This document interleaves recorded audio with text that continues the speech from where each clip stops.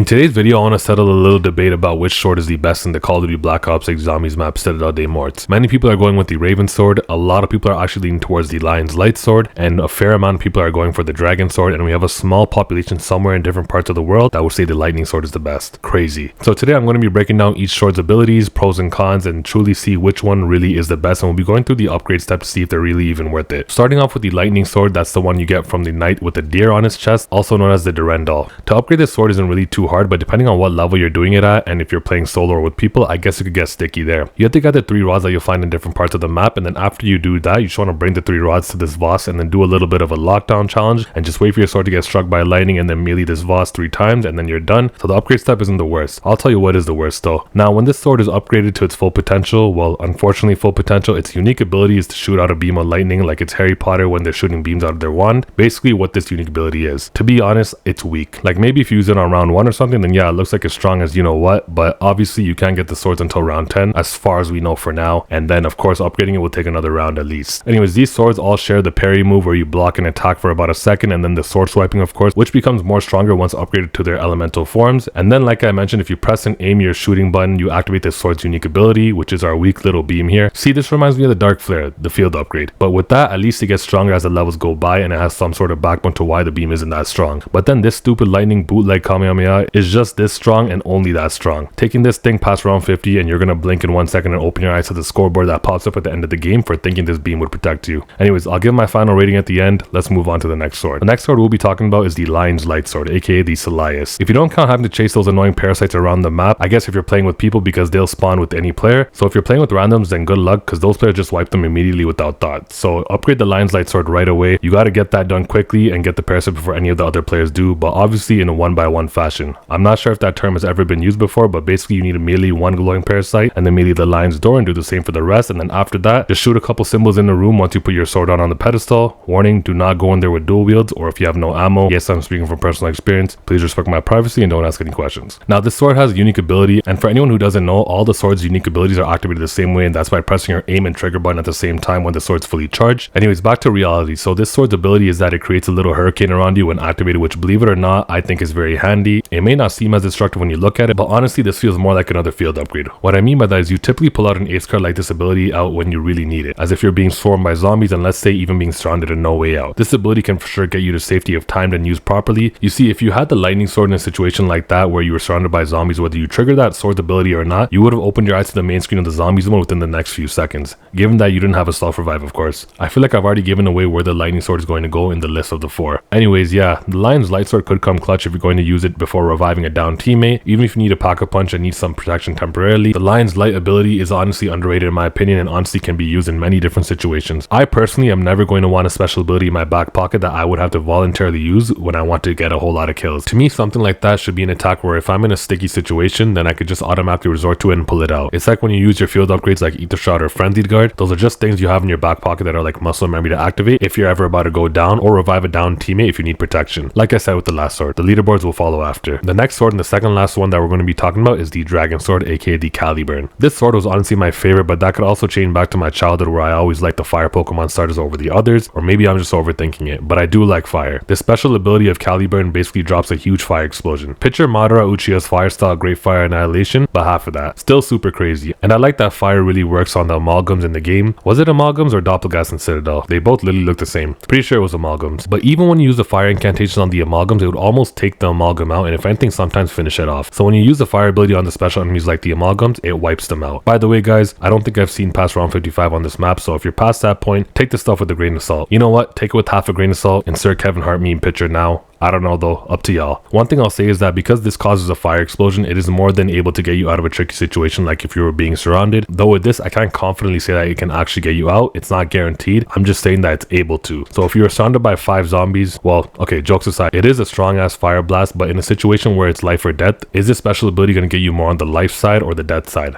I don't think it'll get you on the life side. I'm just being honest, but trust me, I love fire moves and this sword really is one of my favorites, but not because of its ability or strength or potential or any of that mumbo jumbo. I told you my childhood life story already. Strong blast, decently fierce attack, but not the greatest and wouldn't go for the sword for my first choice. The last sword of the 4 that we're going to be discussing is the Raven sword, also known as the Balmung. This sword is a straight bad bitch. Okay, sorry, let me collect myself here really quickly. Okay, so this sword's upgrade step is by far the most annoying one of them all. You need to pick up an antique which can change in each game you play and can only be one of the 5, and depending on the piece you pick up, you'll have to input the correct corresponding zodiac signs, and then on top of that, you need to feed 3 baby portals that spawn after 1 by 1, some purple energy balls that only follow you. So if you're not beside the portal, then the ball's gonna follow you and not go where it's supposed to. Yes, if you're playing solo, then I heavily recommend having a last zombie or a crawler while you do this, because the world and the rounds are not gonna stop because you can't put your balls where they're supposed to be. If you're playing with people, then you can have someone hold a crawler and last zombie for you, so you're not juggling, babysitting, and assorting your balls at the same time. Now to the good stuff, the Balmung's ability. This ability is literally like throwing a Casimir or a Gershavice, however you choose to call it, on the ground. Because what this does is once you press your trigger and aim button at the same time to activate it, you basically rip a hole into a void that sucks zombies up and kills them. This ability is clutch and handy in every situation you could possibly think of. Of course, aside from the part that you need to charge the sword up again and again after each use, if you need to revive a fallen teammate, rip the sword special ability out and go to reviving your friend, because trust me, as long as that shit's out, you're good. If you're ever about to be surrounded by zombies or even about to go down, you can pull this ability out. You're getting out of that sticky situation 10 out of 10 times if timed and used properly. This sword ability really does pass every situation you can ever possibly put yourself in, and it really does count as an actual ace card to have in your back pocket, because like I was saying before, these abilities to me are more to be used in tough situations and not for fun when you're just lollygagging around the map. Of course, unless you're doing one of the Easter egg steps, then that's different. This ability is by far the best one of the 4 swords, as it really does have the potential to get you out of almost any mess you can get yourself into. Killing zombies, distracting them while you do something else like being the doctor of the team, or even if you want to get whimsical with it at times and during the round hit the Gobblegum machine or hit up the Wonder Fizz machine and look at your options. Now with that being said, I'm sure you already put together which sword is going in first place, and if you don't know, now you know. Actually, let's start from the 4th to the 1st. Sorry everyone, I've been trained on how to do this and build suspense.